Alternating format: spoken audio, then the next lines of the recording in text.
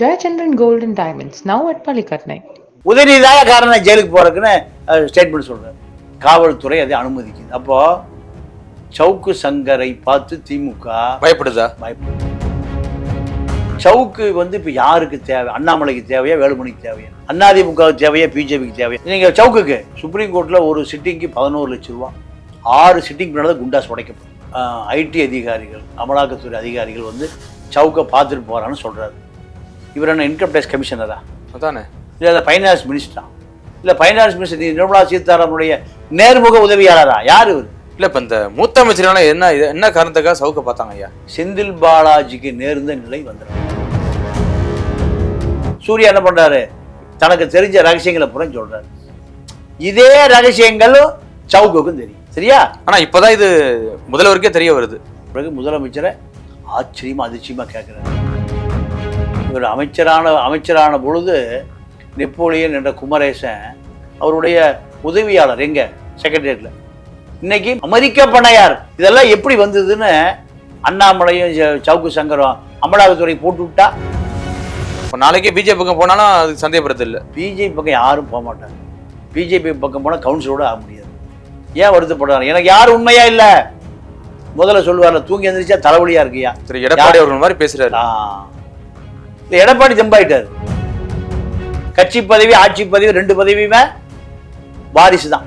அதனால திமுகவை பொறுத்தவரை நீங்க அதிரடி நடக்கலாம். ஜெயலலிதா தான் காலையில மந்திரி, சாயங்காலம் எந்திரி. கிங் டிவி நேயர்களுக்கு வணக்கம். இன்று நம்மோடு இணைந்திருப்பவர் மூத்த பத்திரிகையாளர் திரு தமிழா பாண்டியன் அவர்கள். ஐயா வணக்கம். வணக்கம். தொடர்ச்சியா பாத்தீங்கன்னா சவுக்கு சங்கருக்கும் திமுக முன்னாள் அமைச்சர்களுக்கும் ஒரு தொடர்பு இருக்கு அப்படி ஒரு விமர்சனம் போது உண்மையா ஐயா? எதற்காக இந்த தொடர்பு? இப்போ நீலகிரியில ஒரு வழக்கு விசாரணைக்காக சவுக்கை எங்கிருந்து கொண்டு போறாங்க? சென்னையிலேருந்து நீலகிரி கொண்டு போறாங்க. ஊட்டி கொண்டு போய் அங்க என்ன விசாரணைனா, நேருவுக்கும் உங்களுக்கும் என்ன தொடர்பு? எவ்வளோ நாளாக தொடர்பு? எப்படி தொடர்பு? நீங்கள் என்னென்ன அவர்கிட்ட பலன் பெற்றீங்க? என்னென்ன செய்தி அவர் சொன்னார்? நீங்கள் என்ன சொன்னீங்க? உங்களுக்கு அறிமுகப்படுத்தி வச்சது யார்? ப்ரெஸ் கிளப் அன்பளி, இப்படி பல 2.5 மணி நேரம் விசாரணை பண்ணி நோட்ஸ் எடுத்திருக்காங்க. அப்போ தான் அவர் சரியா தெரிஞ்சு உண்மை பூரான்னு சொல்லிட்டோம். திமுக தலைமை எதை விரும்புகிறதோ சரியா சொல்லியாச்சியா. அதுக்கு பிறகு அவர் சென்னைக்கு கொண்டு வர்றாங்க. சேலம் வந்தோடனே நெஞ்சு வலின்னு ஆஸ்பத்திரிக்கு போகிறாரு. போயிட்டு வெளியே வரும்போது ரிலாக்ஸா ப்ரெஸ் எல்லாம் நிற்கிறான். உதயநிதியாக காரணம் ஜெயிலுக்கு போகிறதுக்குன்னு ஸ்டேட்மெண்ட் சொல்கிறார். அப்போ காவல்துறை அதை அனுமதிக்குது. காவல்துறை உதயநிதி தான் காரணம் சொல்லுகிற வரைக்கும், ப்ரெஸ்ஸை மீட் பண்ண வரைக்கும் காவல்துறை அதை அனுமதிக்குது. அப்போது சவுக்கு சங்கரை பார்த்து திமுக பயப்படுதா? பயப்படுது. ஏன்னா இன்னொன்று ஒரு வழக்கு போட்டிருக்கு. இது எப்போ வழக்கு? பழைய வழக்கு. முத்துராமலிங்க தேவர் பற்றி பேசுனதை பற்றி விழாவுக்கு ஆமாம், ரெண்டு சமூகங்களும் ஒரு பெரிய முட்டல் மோதலை உருவாக்குறாருங்கிற ஒரு வழக்கு சவுக்கு மேலே போட்டிருக்கு. ஆனால் சவுக்கு இப்போ யாருக்கு தேவை? அண்ணாமலைக்கு தேவையா, வேலுமணிக்கு தேவையா, அதிமுகவுக்கு தேவையா, பிஜேபிக்கு தேவையா? ஆனால் யாரோ ஒருத்தருக்கு தேவை. கண்டிப்பா. ஏன் எப்படி தேவைன்னு நான் சொல்றேன்னா, இதுவரை வழக்குக்காக கோடி ரூபாய் செலவு பண்ணியிருக்காங்க. எவ்வளவு? நீங்க சவுக்குக்கு நீங்க சுப்ரீம் கோர்ட்ல ஒரு சிட்டிங்க்கு 11 லட்சம் ரூபா, 6 சிட்டிங் பின்னால குண்டாஸ் உடைக்கப்பட்டது. 6 சிட்டிங். மூத்த வழக்கறிஞர்கள் அங்கே மினிமம் 10 லட்சம் ரூபாய் கம்மி நீதிமன்றத்துக்கு வரமாட்டாங்க. இதே 66-70 லட்சம் ஆச்சு. இது கீழே நீதிமன்றங்கள்ல 1 கோடி ஆயிருக்குமா இருக்காதா? கண்டிப்பா. இது 1 கோடி யார் செலவு பண்ணது? வேலுமணியா, அண்ணாமலையா? ஏன்னா இவங்க 2 பேருக்கு அவர் தேவை.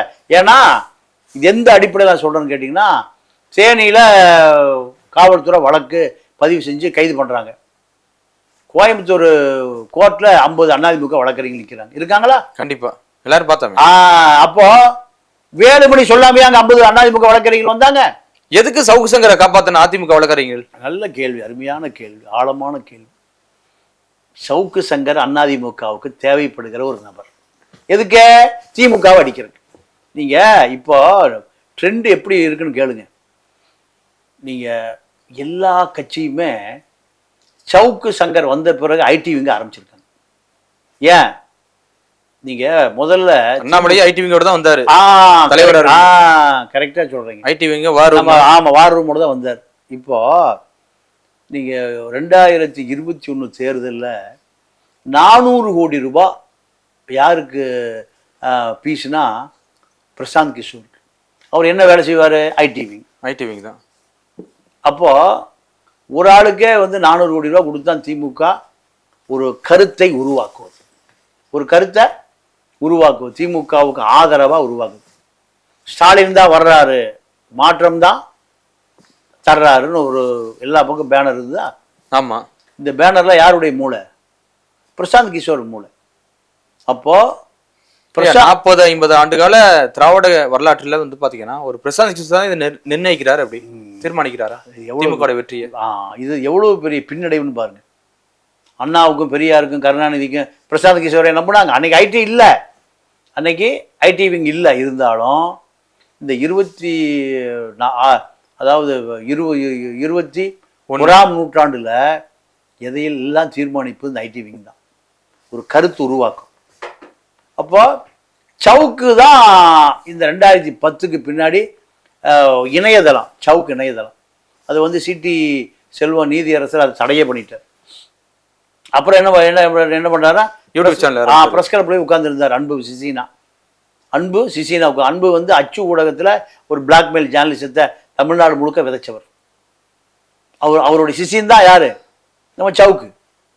அப்போ யூடியூப் வந்த உடனேயும் அதை முழுமையாக அரசியல்வாதிகளுக்கு ஆதரவாக எதிராக உருவாக்கி பணம் செய்ய முடியும் நிரூபித்தவர் சவுக்கு. முதல்ல அவரை திமுக தான் அவரை வாடகைக்கு வைக்குது. திமுகவுக்கு ஆதரவாக அண்ணா திமுக பிஜேபி அடிக்கிறார். அதிக தொகை எங்கே கொடுக்குறோம் அது அங்கே போய் செட்டில் ஆயிடுவார். அவருக்கு வந்து தொகையை வந்து வெயிட்டாக இருக்கணும், தொகை வெயிட்டாக இருக்கணும். அப்புறம் என்ன பண்ணுறாரு, அதிமுகவுக்கு போகிறாரு, அப்புறம் பிஜேபிக்கு போகிறாரு, மாறி மாறி பல இடங்களுக்கு போகிறார். போன பிறகு இந்த ஐடி விங், அதுக்கு பிறகு தான் திமுக ஒரு ஐடி விங் உருவாக்குது, அதிமுக ஒரு ஐடி விங் உருவாக்குது. நீ சொன்ன மாதிரி அமர் பிரசாத் ரெட்டியோட தான் டெல்லியிலேருந்து கிளம்பி மாநில தலைவராக வர்றாரு. யார்? அண்ணாமலை வர்றாரு. அப்போ இந்த ஐடி விங்கில் போலியான ஒரு கருத்தை உருவாக்க முடியும் நிரூபித்து கொடுத்தவர் யாரு?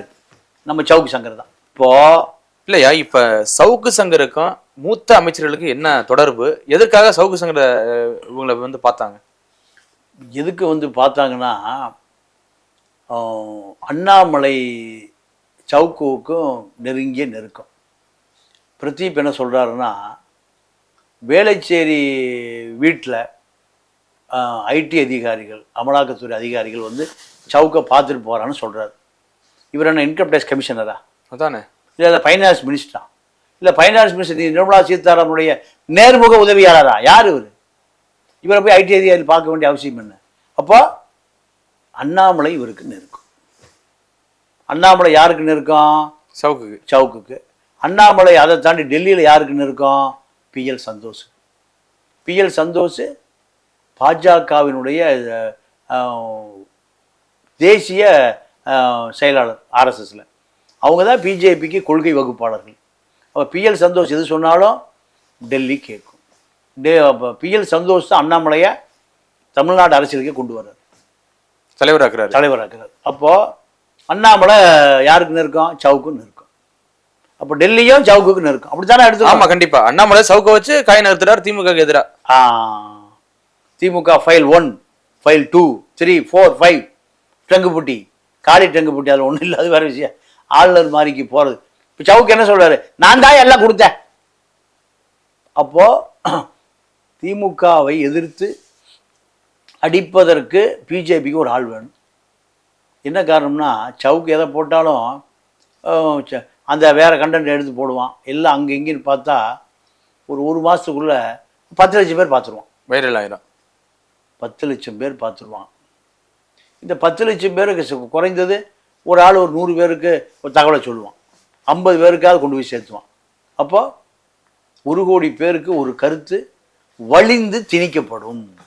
இதுதான் சவுக்குடைய வேலை. இதை பார்த்தா திமுக பயப்படுது. ஏன்னா திமுக மடியில் கனமாக இருக்கு, வழியில் பயமாக இருக்கு.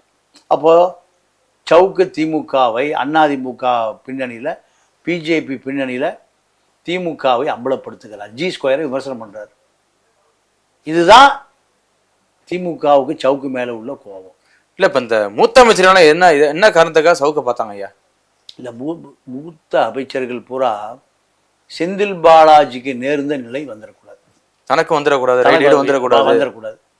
நீங்கள் நேரு, மூர்த்தி, அனிதா ராதாகிருஷ்ணன், இப்படி தங்கம் தென்னரசு, இந்த மூத்த அமைச்சர்கள், ஏவாவேலு, இவர்களெல்லாம் இவர்கள் துறையில் நிறைய முறைகேடு ஊழல் நடக்குது. அப்போ இதை சவுக்கு என்ன பண்ணுவார்? எக்ஸ்போஸ் பண்ணுவார். எக்ஸ்போஸ் பண்ணார்னா ஐடி ரேடு வரும், அமலாக்கத்துறை வரும், ஒரு 1000 கோடி 2000 கோடி போகும், பேர் கெடும். இதெல்லாம் தேவையா? உனக்கு என்ன வேணுமோ, அண்ணாமலைக்கு என்ன வேணுமோ நான் பண்ணி கொடுத்துட்றேன். நேரு இதை பொறுப்படுத்தி பண்ணி கொடுக்குறாரு. சூர்யா சொல்கிறார் இந்த கதையை, திருச்சி சூர்யா. ஏன்னா இந்த தகவலை அண்ணாமலையிடம் இருந்த ஆட்கள் தான் அத்தனை தகவலையும் சூர்யா கொடுக்குறாங்க. ஏன்? சூர்யாவை அண்ணாமலை கருவேட்பிழையாக உபயோகப்படுத்தி கொண்டார். வெளியே அனுப்பிச்சிட்டார். எல்லா வேலையும் முடிச்சுட்டு சக்கையை தூக்கி வெளியே போட்டார். அப்போ சூர்யா என்ன பண்றாரு? தனக்கு தெரிஞ்ச ரகசியங்களை புறம் சொல்றாரு. இதே ரகசியங்களும் சவுக்குக்கும் தெரியும். சரியா? ஆனா இப்பதான் இது முதல்வருக்கே தெரிய வருது. முதல்வருக்கே இந்த டேப்பு சமாச்சாரம் உளவுத்துறை கொடுத்த பிறகு முதலமைச்சரை ஆச்சரியமா அதிர்ச்சியமா கேட்கிறாரு. ஆனா அரச பஸ்ல பேசப்பட்டது அது உண்மைதானே? உண்மையா உண்மைய நீங்க நெருப்பு இல்லாம புகையுமா? கண்டிப்பா புகையாது. நீங்க முதலமைச்சர் கூப்பிட்டுருக்காரு, கூப்பிட்டு கேட்டாரா என்ன இப்படி வருதுன்னு. தலைவரை சாக சொன்ன இங்கேயே செத்துருவேன், என் மேல இப்படி எல்லாம் அபாண்டம் சொல்லாதீங்கன்னு இருக்காரு.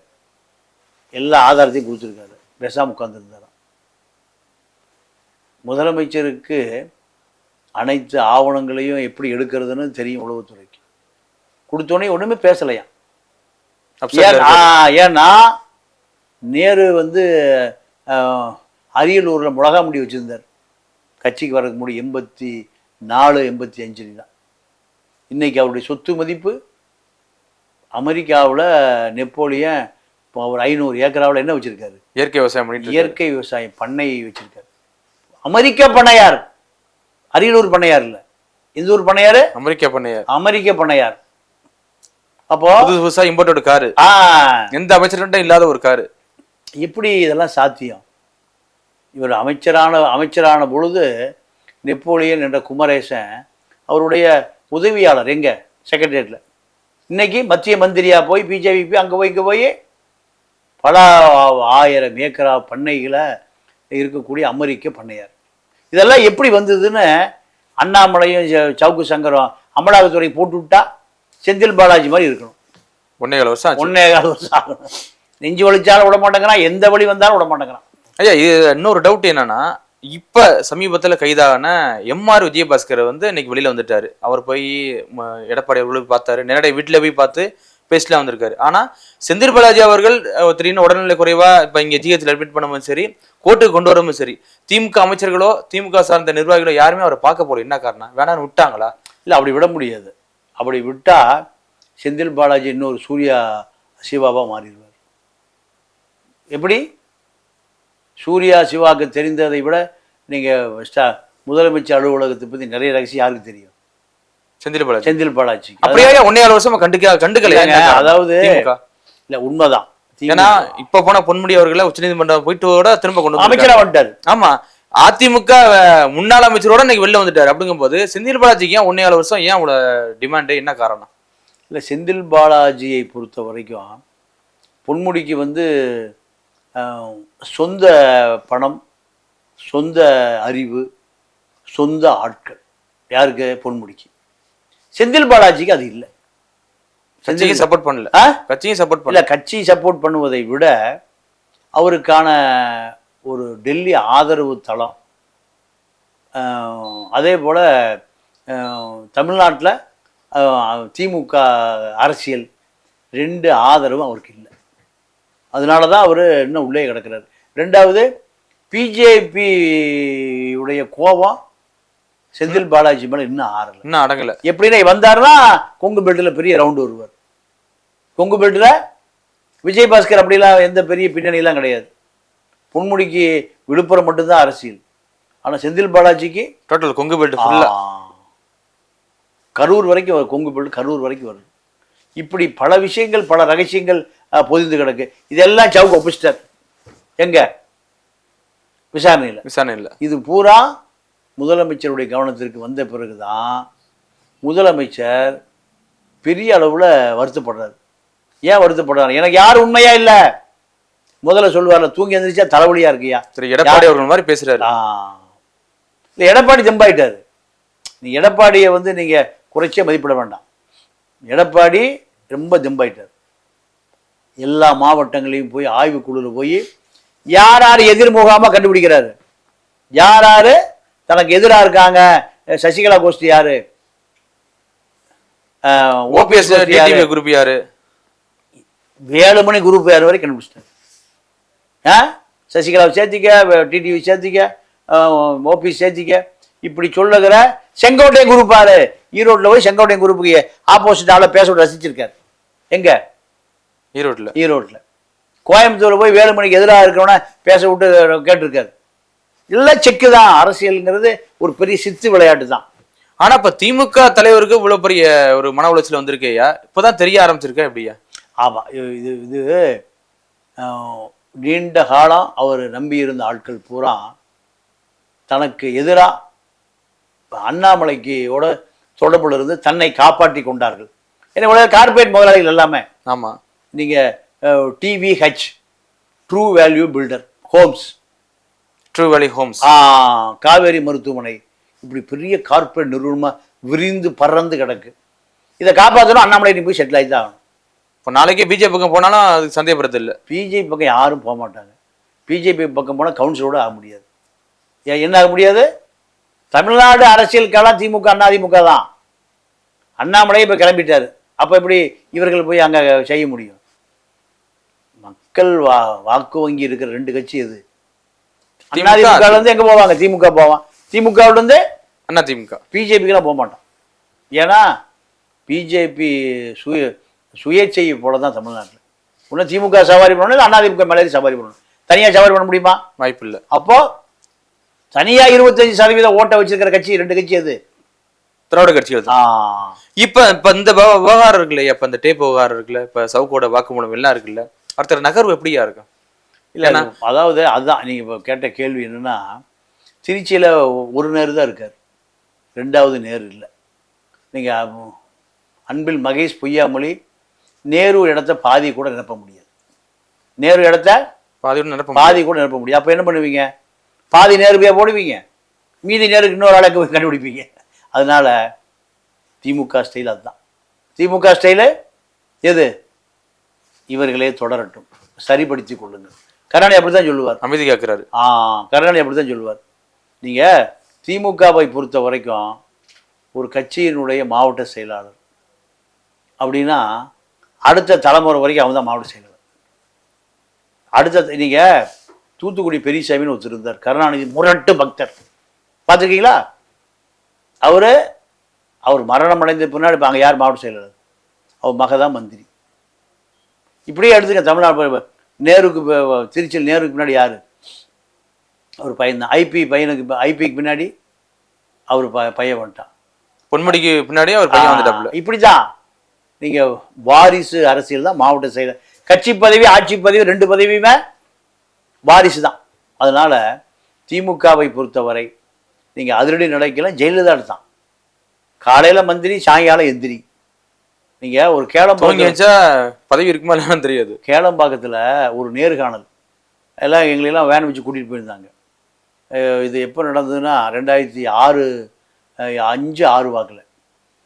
அப்போது ஒரு பெண், ஒரு ஒன்றிய செயலாளர் மைக்கு பிடிச்சி எல்லாத்தையும் பேச்சு அந்த மாதிரி கேட்டுட்டு இருந்து அந்த மாதிரி பேசுது. அம்மா, இந்த மாவட்ட செயலாளர் எனக்கு ராஜினி மட்டும் ஃபோன் பண்ணுறாம்மா, எப்போ கட்சி வேலையில் கூப்பிடுறாம்மா. அந்த அம்மா மூஞ்சியெல்லாம் அப்படியே ஜிவ்வுன்னு ஆகிப்போச்சு. ராத்திரி 8 மணிக்கு மேலே தான் கட்சி வேலை எனக்கு கூப்பிடுறாம்மா, போன என் புருஷன் என்னை சந்தேகப்படலாமா இப்படியே சொல்லுது மைக்கில். பகலதாம்மா கட்சி வேலை நீங்க பார்க்க சொன்னீங்க, இவர் ராத்திரி கூப்பிடலாமா? நிர்வாகி கூட்டத்தில் பேசுறாங்க. அந்த அம்மா பேசணுன்னையும் மாவட்ட செயலர் பதில் சொல்லு நீ. அவன் நட்டிங்க மைக் எடுத்து அப்படி இப்படிங்கிறான். உன்னுடைய பதில் எனக்கு ஏற்புடையதா இல்லை. அந்த ஒன்றிய செயலர் கூட நீ மாவட்ட செயலர் 1000 அங்கேயே மாவட்ட செயலர். இவன் மைக்கை கொடுத்த உடனே முன்னாள் மாவட்ட செயலாளர். இந்த காட்சியெல்லாம் நடக்குமா திமுகல? பரம்பரையா ஒரே தான்.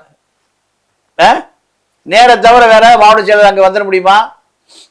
தேர்தல் நின்ன முடியுமா? இல்ல வர விட்டுருவாரா? அதான் கேட்கறேன். ஏன்னா அறிவாலயத்திலேயே காம்ப்ரமைஸ், அறிவாலயத்திலேயே பஞ்சாயத்து நடந்துடும். ஆனா அதிமுக அதெல்லாம் சாத்தியமே இல்லை. அதனாலதான் அதிமுகவா இருக்கு. திமுக குடும்ப கட்சி, பாரம்பரிய கட்சினா நீங்க கருணாநிதியே கட்டுப்பாட்டுல வர்றது இல்லையே மாவட்ட செயலாளர்கள். வீரபாண்டி ஆறுமுகம் இருக்க வரைக்கும் வீரபாண்டி ஆறுமுகம் தான் மாவட்ட செயலாளர். மகன் தான், ராஜா தான். மரணம் அடைந்த பிறகு அது பெரிய சாம்ராஜ்யம் சரிஞ்சு போச்சு. கருணாநிதியும் வீரபாண்டியும் சேலத்தில் ஒரு மாநாடு, மாவட்ட மாநாடு, இன்னொரு காரில் போகிறாங்க. சேலத்தின் முதல்வர் வீரபாண்டியாரே வருக வருகன்னு பேனர் வச்சிருக்கு. அப்போ கேட்குறாரு, யோ நீ எப்போயே முதலமைச்சரான சேலத்துக்கு? ஆமாங்க தலைவரை, நான் சேலத்துக்கு முதலமைச்சர், நீங்கள் தமிழ்நாட்டுக்கு முதலமைச்சர். ஓ சேலம் அப்போ தனியாக இருக்கா? ஆமாங்க தலைவரை. இதுதான் திமுக. வீரபாண்டி ஆறுமுகம் பதில கருணாநிதி அப்படியே கேட்டு வந்துட்டாரு. ஒவ்வொரு மாவட்டமும் ஒவ்வொருத்தர் கண்ட்ரோல் வச்சிருப்பான். அப்போ வேற ஒரு ஆளை நீங்க ஆல்டர் பண்ணவே முடியாது, கண்டே பிடிக்க முடியாது. இதுதான் திமுக. அப்ப இந்த டேப் விவகாரம் அப்படியே அமைதியா போயிருங்க, அப்படியே கடந்து போயிருவாங்க. அவ்வளவு சைலண்டா போயிரு. ஐயா இதை விட பல விவகாரங்கள் நடந்திருக்கு, சைலண்டா போனதுதான். கண்டிப்பா ஐயா. பல்வேறு விஷயங்களை இன்னைக்கு பிரகாசில ஆரம்பிச்சு இன்னைக்கு சவுக்கு சங்கர் உட்பட பல்வேறு விஷயங்களை பேசினீங்க. தொடர்ச்சியா சந்திப்போம். மிக்க நன்றி. நன்றி, வணக்கம். Jayachandran Gold and Diamonds, now at Palikatnai.